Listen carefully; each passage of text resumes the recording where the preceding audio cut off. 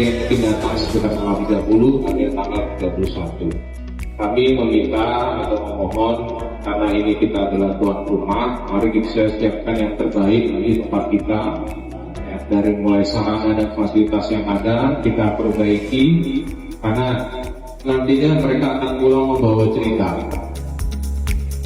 Hari ini kita melaksanakan jumpa curhat pada pemilik pemondokan ya atau rumah yang akan ditempati kafilah dan juga pemilik hotel-hotel. Kami memberikan himbauan supaya memberikan pelayanan terbaik dari sisi pengamanan. Kami mohon izin nanti akan ada proses pengamanan ya kita yang ditempatkan di lokasi-lokasi tersebut.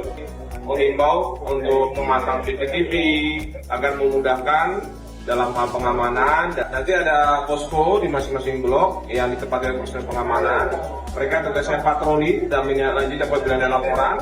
Ya, saran kami mari sama-sama kita sukseskan, masyarakat juga peduli terhadap lingkungannya, berpartisipasi dan menjaga lingkungannya, menjaga kebersihan supaya para kafilah bisa merasa aman dan nyaman berada di Kabupaten Pidijaya.